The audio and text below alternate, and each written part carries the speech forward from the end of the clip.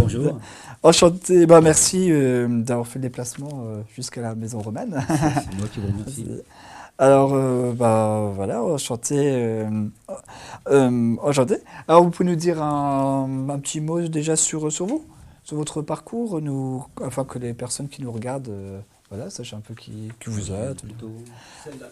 Celle qui est juste devant. ou moi, comme vous voulez. Très bien. Alors en fait, à la base, je suis plutôt de formation scientifique. Je me suis mis à l'écriture vraiment très très tard. Par contre, alors, je ne fais pas partie de ces personnes qui ont écrit à l'adolescence, on va dire. J'étais même plutôt rebuté par le français. Bon, j'ai fait des études scientifiques, j'ai obtenu un doctorat en sciences, et puis, mais j'ai toujours eu une imagination débordante dès l'adolescence. J'ai toujours eu des tonnes d'histoires. Et puis un jour m'est venue l'idée quand même de concrétiser, de poser sur le papier ces histoires. J'avais déjà écrit des nouvelles que je n'avais pas publiées, je dirais quand j'étais jeune homme et non plus adolescent. Et après, je me suis dit, voilà, j'avais une histoire qui avait une certaine ampleur. J'ai voulu me confronter à l'écriture du roman. Je ne m'imaginais pas que j'allais me lancer dans un roman aussi volumineux. Effectivement.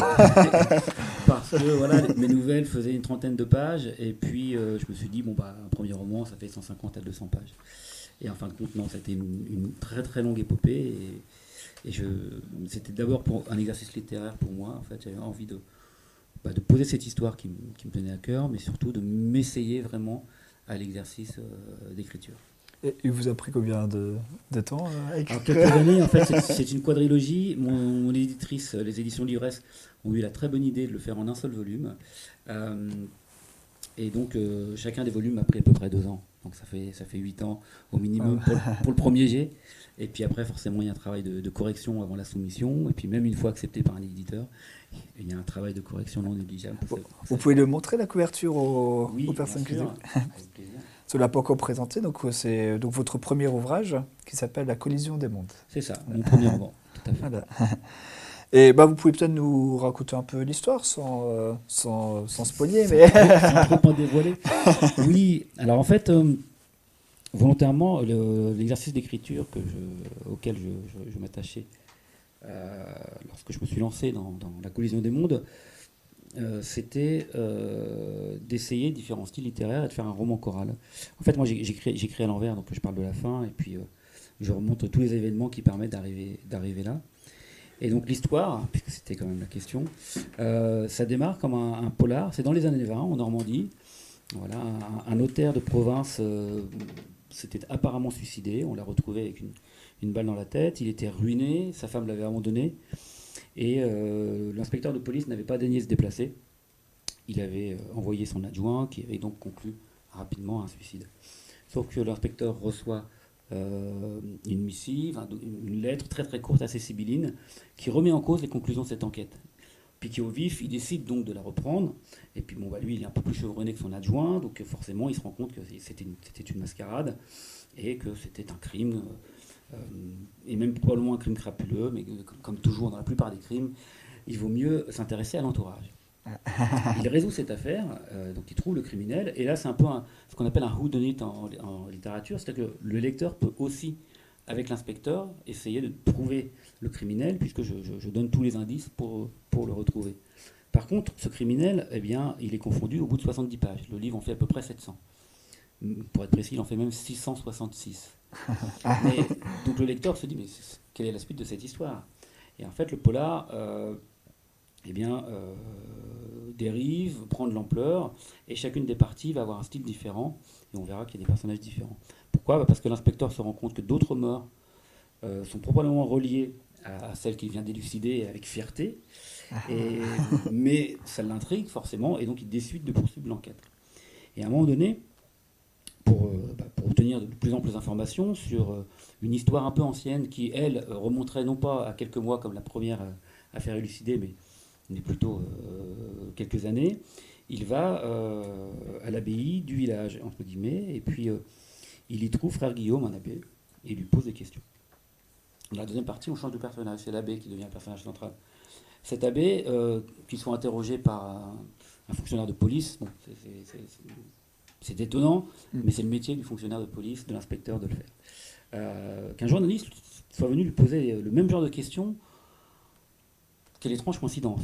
Mais encore une fois, c'est un journaliste. Donc le journaliste, eh bien, évidemment, c'est son métier de fouiner et d'essayer de découvrir eh bien, des détails croustillants sur une affaire un peu mystérieuse.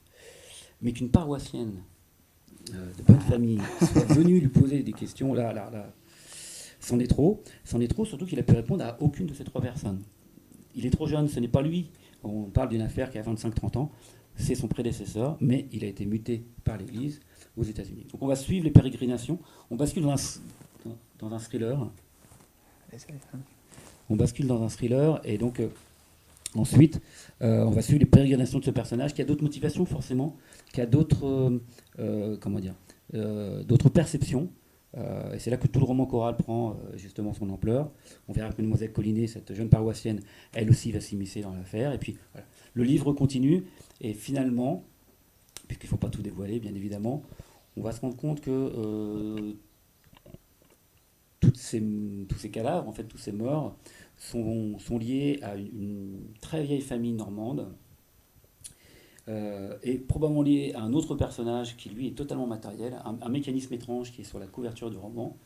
Et ce mécanisme aurait été inventé par un Perse au Xe siècle environ. Ce Perse s'appelle Alazen, c'est un savant qui a réellement existé. C'était un précurseur dans beaucoup de domaines. Il a été peu traduit en Europe, mais il a inspiré un certain nombre de grands savants qui ont eux aussi réellement existé. Bien sûr, je ne vais pas vous apprendre. Vous connaissez Léonard de Vinci et Kepler, par exemple. Et ce mécanisme, aux facultés prodigieuses, est passé de main en main, probablement arrivé jusqu'à cette famille que j'ai évoquée tout à l'heure. Et à la fin du livre, enfin par la toute fin, il va se retrouver vendu aux enchères parce que le meurtrier initial, à la fin de son procès, a été envoyé au bagne à Cayenne. Il est mort là-bas. Il n'a pas de descendants, donc l'État décide de vendre ses biens au plus offrant. Alors c'est la maison, c'est les voitures, c'est des tableaux, etc. Et puis il y a cet objet dont on ne sait pas vraiment ce que c'est. Enfin, certaines personnes savent ce que c'est, vont l'acquérir, et malheureusement, ils vont l'utiliser. Ah, ça a l'air waouh, ça a l'air très bien filé. Alors, vous avez quand même dit quelque chose que j'ai noté. Donc le livre fait très exactement 666 pages. C'est volontaire donc, je suppose que c'est volontaire. Alors initialement non, parce que faire un livre avec un nombre de pages décidé, etc. Je savais pas. Alors je pensais que ça ferait 150 à 200 pages, et puis au final, parce que j'ai fini sur Word, j'avais à peu près 800 pages. Après il y a un travail éditorial. Il n'y a pas eu beaucoup de coupes, mais il y a un travail éditorial de mise en page, etc. Forcément, les caractères, les polices, etc. sont différentes. Et il a été imprimé une première fois, et il faisait à peu près 700 pages. Et puis, bon, on a eu de la chance. Les éditions Livresse l'ont vendu en intégralité. Il a été réimprimé au moment de la Covid. Et ça, je remercierai jamais assez mon éditrice de m'avoir fait confiance. Parce que rééditer un bouquin de ce volume-là, à cette époque-là, c'était un beau pari. Donc il a été réédité, et il y a eu quelques corrections, à nouveau de la mise en page. Et là, on est tombé pas loin de 666 pages. Vu les sujets abordés, voilà, il valait mieux laisser ce chiffre. Et, alors, pour nous... Oh, j'ai plein de questions. Déjà, est-ce que cette première expérience, on va dire, d'écriture, de finalisation d'un premier roman, vous donne envie de vous relancer sur un nouvel ouvrage? Vous avez déjà des idées en tête Alors, j'écris en ce moment mon deuxième roman. Il est déjà relativement avancé, mais c'est ce qu'on appelle le premier jet. Donc, comme je suis un peu un éternel satisfait entre le premier jet et le moment de l'édition, il se passe un peu de temps. C'est un roman d'anticipation. En fait, encore une fois, c'est pas un roman choral parce qu'il y a deux personnages à deux époques différentes. Donc, c'est l'anticipation futur proche 2030. Où j'essaye cette fois de m'extirper de l'histoire passée pour aller plutôt vers quel peut être l'avenir de l'humanité. Et la deuxième période, on suit une jeune femme plutôt qu'une adolescente, on suit une jeune femme 150 ans plus tard. En fin de compte. Et donc, c'est du post-apocalyptique, voire du post-post-apocalyptique, puisque finalement, l'apocalypse se passe probablement entre ces deux périodes. Et est-ce que vous diriez que c'est plus simple pour vous d'écrire un deuxième roman ou au contraire plus compliqué? Alors, les deux. Je suis normand, donc je peux faire des réponses de ce type-là. Les deux, en fait, d'un côté, on a quand même de l'expérience, d'un certain, voilà, plus l'expérience de l'édition, avec un retour qui n'est pas négligeable, puisque quand vous travaillez avec une maison d'édition, vous avez des correcteurs, vous apprenez vos tics d'écriture, et puis vous essayez de les corriger forcément dans le deuxième. Donc l'expérience plus le retour éditorial, c'est quand même très formateur. Mais vous avez toujours ce syndrome de l'imposteur chevillé au cœur, et au corps, chevillé au corps, qui fait que vous ne vous sentez pas capable de refaire ce que vous avez fait une fois. Vous estimez qu'il y a une part de chance dans cette acceptation du roman. Alors, j'espère, justement, s'il a été publié, c'est qu'il y a de bonnes raisons. Les retours et les chroniques sont plutôt positifs. Mais on a toujours des doutes quand on écrit. Et je pense que c'est bon, de toute façon, dans n'importe quelle entreprise, d'avoir toujours des doutes et pas trop de certitudes. C'est vrai, je suis d'accord avec vous aussi. Et je pense que vous continuez avec la même maison d'édition pour le deuxième roman. Oui, alors c'est du fantastique aussi cette fois. Donc la maison étant dans l'imaginaire, je serais ravi évidemment de le soumettre. Alors, Mais c'est pas pour tout de suite. et du coup aussi, comme c'était un peu votre premier roman, vous pouvez peut-être nous expliquer aussi, nous raconter un peu votre parcours. On a déjà parlé un peu de votre parcours d'écriture, mais peut-être aussi sur le parcours pour faire connaître aussi son premier roman. Vous utilisez un peu les réseaux sociaux, ou c'est la maison d'édition qui s'est chargée de la communication? Comment ça s'est passé en fait, on va dire, pour vous faire connaître au début? Alors encore une fois, un peu des deux. Je me mouille pas trop. Un peu des deux parce que, alors forcément, c'est une très belle, une très bonne maison d'édition. Ce n'est pas Gallimard ni Le Seuil. Ils ont un service de communication qui justement fait un travail pour aider les auteurs. Mais quand vous n'êtes pas dans je dirais une grosse écurie, une grosse locomotive, eh bien, il faut forcément aussi y mettre de sa personne. Et moi, j'ai trouvé ça instructeur parce que c'est pas quelque chose que j'avais l'habitude de faire. Donc, les réseaux sociaux et puis tous les événements comme celui-ci, par exemple, qui permettent de faire connaître son ouvrage. Donc, c'est un gros travail de discussion avec la presse, les magazines spécialisés, et puis aussi, bien évidemment, obtenir des séances de dédicaces auprès de salons ou de librairies. Donc c'est vraiment un travail personnel qu'il a fallu réaliser, mais j'ai trouvé ça très instructif. Et,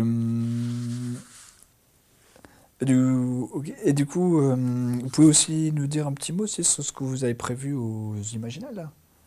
Si vous faites des dédicaces, la maison d'édition elle a un stand pendant le... Oui, alors justement, la maison d'édition Livresse a un stand alors, juste à côté de la maison romaine. Ok.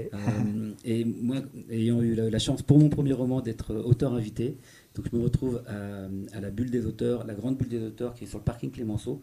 Donc c'est pas très loin non plus, juste après le pont. Et je dédicace pendant les 3 jours. Donc juste après, je vais m'y rendre. Vous avez du travail de signature à J'espère. faire. Venez nombreux. Après, Alors, et du coup, donc là, voilà, on a discuté aussi un peu de votre parcours, de la manière aussi, voilà, dont vous avez écrit. Je voulais aussi vous poser quelques questions sur vos inspirations, justement c'est un peu des auteurs qui vont inspirer. Quand vous avez raconté des éléments d'histoire, est-ce que vous avez une proximité avec un auteur comme Dan Brown, par exemple, dans sa manière c'est intéressant. C'est intéressant de citer Dan Brown parce que parfois, quand je dois le pitcher très rapidement, je dis que c'est un peu un Da Vinci Code qui a déraillé. D'accord. Voilà, le Da Vinci Code, c'est un intérêt. Enfin, j'aimerais bien avoir les mêmes chiffres de vente, évidemment. C'est vrai que Da Vinci Code, il est très, Voilà, c'est une très histoire structuré. intéressante, mais même s'il a fait parler de lui, et j'ai tendance à dire qu'il est assez policé. Non, alors en fait, c'est un roman fantastique, mais Dan Brown. L'idée m'est venue avant la sortie du Da Vinci Code, donc forcément, je ne vais pas le citer comme inspiration, même si c'est facile, en fin de compte, en effet, de l'associer pour décrire le roman. Non, ça se passe dans la Normandie des années 20, déjà parce que je suis d'origine normande, je vis en Bretagne, mais je suis d'origine normande, et donc j'ai une nostalgie de cette époque, voilà, qui est revenue à la mode avec Lupin dernièrement, mais pour le style, tout un tas de choses. Et donc c'est plutôt des auteurs fin 19e, début 20e qui m'ont généralement inspiré quand j'étais plus jeune. Donc la littérature fantastique, donc H.G. Wells, Edgar Poe, Lovecraft bien évidemment, Maupassant. Je cite souvent Le Horla parce que c'est pour moi une nouvelle fabuleuse. Et donc Gaston Leroux, etc. En plus moderne, c'est plutôt Anne Rice. Non pas pour les vampires, elle est très connue pour les chroniques des vampires, mais pour la trilogie des sorcières méfères, où on est justement dans ces histoires avec des dynasties. Ça se passe à la Nouvelle-Orléans. D'ailleurs, mon livre aussi, mais pas pour d'autres raisons. Il y a un petit passage à la Nouvelle-Orléans. Anne Rice, dans les auteurs modernes, serait plus proche. C'est vrai que la Nouvelle-Orléans, elle est quand même assez inspirante aussi pour les... Tout à Dès fait. qu'on a la littérature fantastique, c'est quand même un endroit assez... qui a l'air assez magique et assez Exactement. mystérieux. Et vous citiez aussi donc, un scientifique de l'époque iranien, c'est ça? Par Dans le rapport... livre. oui. Dans le livre. Ouais. Ah oui, oui, oui, c'est un savant perse qui a réellement existé. Et Perçu, excusez-moi. alors, aujourd'hui, c'est à peu près au même endroit. Il a réellement existé et son nom, c'est Alazen.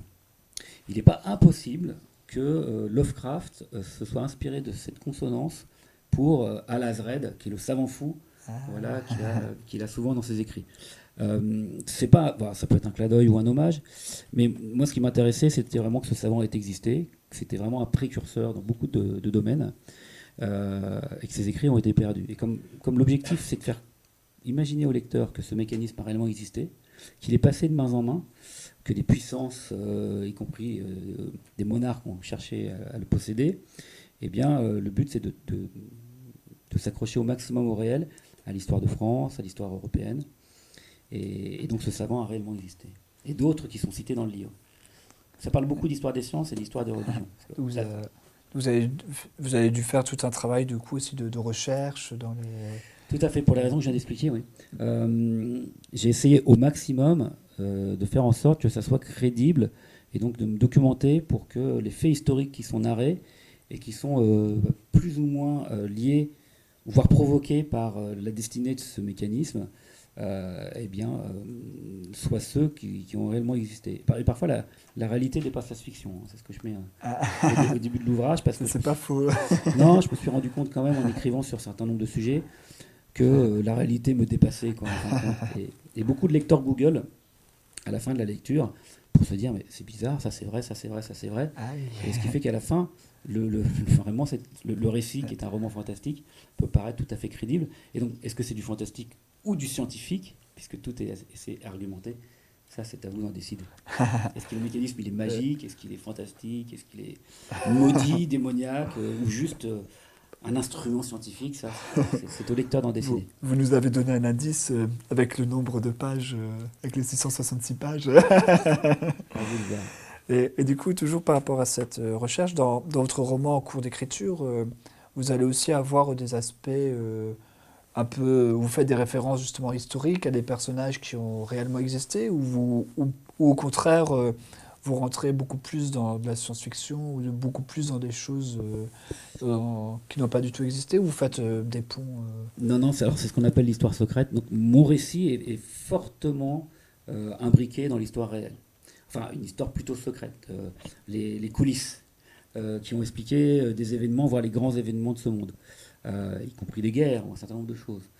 Euh, j'ai l'histoire fantastique, le récit fantastique, il arrive vraiment progressivement. Alors, sur la fin, puisque c'est 4 parties, je vous dis que c'est un roman choral, et puis on passe, entre guillemets, de style en style et de personnage en personnage. À la fin, tout le monde est rassemblé pour cette vente aux enchères, qui ne va pas se dérouler comme prévu.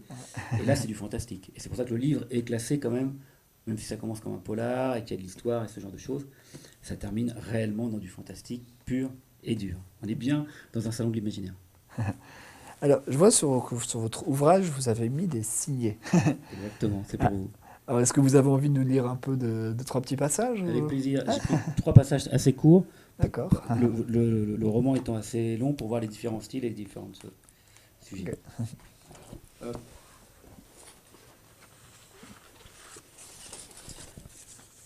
Une fois arrivé à bon port, frère Guillaume prit la peine de poser sa valise sur le quai afin d'observer les splendeurs de Manhattan. Devant lui, de hautes tours fusaient vers les cieux et offraient à son regard émerveillé la sveltesse de leurs lignes épurées. À leur droite, le Brooklyn Bridge enjambait l'Hudson River et érigeait au-dessus de l'eau ses mythiques arches de pierre. N'ayant connu que la France et sa Normandie, l'abbé était impressionné par le gigantisme des lieux.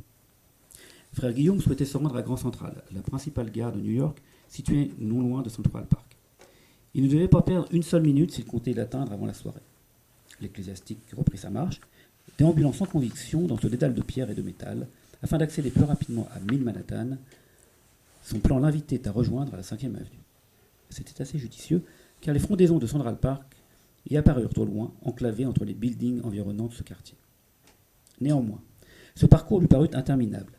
À chacun de ses pas, il avait la désagréable sensation qu'une masse invisible lui appuyait sur les épaules, qu'il rapetissait jusqu'à devenir un être microscopique, épié par des titans d'acier. Plus il progressait, plus sa tête s'inclinait vers ces trottoirs bitumés, d'où s'échappaient des volutes de fumée. À cette heure tardive, le soleil fuyait vers l'horizon, en parant les gratte-ciel de reflets orangés, mais les ombres projetées par les tours voisines rampaient déjà sur leurs murs pour les engloutir dans la nuit. Même Central Park, désormais plus proche, prenait des allures inquiétantes. Ces grands bosquets d'arbres formaient un vaste sanctuaire à cette obscurité naissante. Frère Guillaume pressa le pas, car les ténèbres s'épaissirent. Sa main droite agrippa plus fermement sa poignée de valise, la gauche se crispait sur son chapelet. C'est beau. Je continue. Ils sont tous aussi courts. On a le temps en plus, on pourrait... Alors je vais commencer un petit peu plus tôt à ce moment-là. Assez de sarcasme, voulez-vous? Je vous trouve bien trop vague à mon goût. D'où venaient ces mystérieux écrits? Et quelle fabuleuse révélation pouvaient-ils contenir? Me lança le prêtre, impatient. Ils furent écrits au tout début du millénaire, en perse. Et comment arrivèrent-ils jusqu'au Qatar? Au cours de la première croisade, un lointain aïeul de Pierre Roger les y avait trouvés. Les mémoires d'Arnaud de Bellisson, ce seigneur de Mirepoix, sont très précises à leur sujet. Le vassal du comte de Toulouse s'était fait un devoir d'accompagner son suzerain jusqu'en Terre Sainte. Ce chevalier et ses hommes, reconnus pour leur courage et leur discrétion, y menèrent de lointaines incursions en territoire ennemi. Après la prise de Jérusalem, ils devaient y reconnaître le terrain, puis le cartographier pour identifier les forces désireuses de revanche. Seuls les plus téméraires y étaient envoyés, car l'arrière-pays était source d'inquiétude. Il alimentait les fantasmes les plus extravagants, puisque s'y trouvaient, disait-on, les portes de l'enfer. L'une de ces périlleuses missions les mena jusqu'en Perse. Pour y recenser les forteresses infidèles, le groupe d'éclaireurs s'enfonça profondément dans le désert. Un soir, ils aperçurent une bâtisse isolée qui n'avait jusqu'alors fait l'objet d'aucune mention. C'était une tour ronde, très simple, perchée sur une colline aride. Sa silhouette longiligne se détachait sur les ors du crépuscule. Mais elle semblait abandonnée, livrée à un désert qui l'avalait inexorablement. Aucun son ne s'en dégageait, et ses meurtrières étaient autant de fenêtres sur l'inconnu. Ce n'était plus qu'un phare de ténèbres qui agrippait ses créneaux aux dernières lueurs du soir. Même les oliviers, qui s'arrachaient d'une caillasse stérile, soutenaient cette sinistre impression. Seul un manchot parvenait à s'extraire de ce néant funèbre, mais son chant lugubre angoissait les soldats qui se rapprochaient des lieux, une main crispée sur leurs pommeaux. La tour rongée par les âges s'avérait inhabitée. Délabrée et sans entretien, elle n'avait pu résister aux tempêtes de sable qui sévissaient dans la région. Ce n'était plus qu'une ruine solitaire qui attendait sa fin. Bellisson et 6 soldats y établirent un campement de fortune pour passer la nuit. Celle-ci ne fut guère reposante, car la complainte du vent terrorisait les hommes.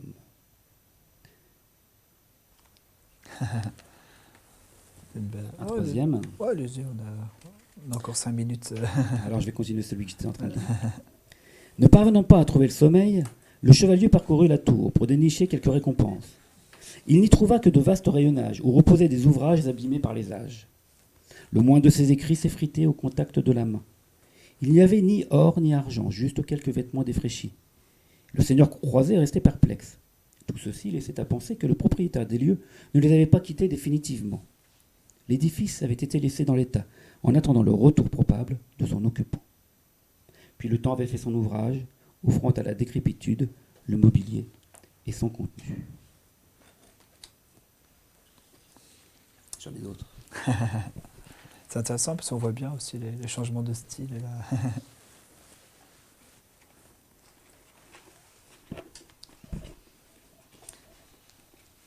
Après avoir précautionneusement entrouvert la porte, mademoiselle Jeanne découvrit une pièce plongée dans l'obscurité, déserte et silencieuse. Les batteries en cuivre dormaient contre les murs, parfaitement alignées au-dessus d'une rangée de cuisinières à bois qui fumait encore. Une odeur de souffrance lui contraria les narines. Elle se faufila jusqu'à une seconde porte qui donnait sur le réfectoire. De longues tables en chêne se succédaient de part et d'autre d'une interminable allée. Au plus fort de son occupation, l'établissement devait accueillir plusieurs dizaines de patients. Tandis qu'elle traversait cette triste cantine, une clameur envahit son esprit, diffuse au début, mais de plus en plus distincte au fur et à mesure de sa progression.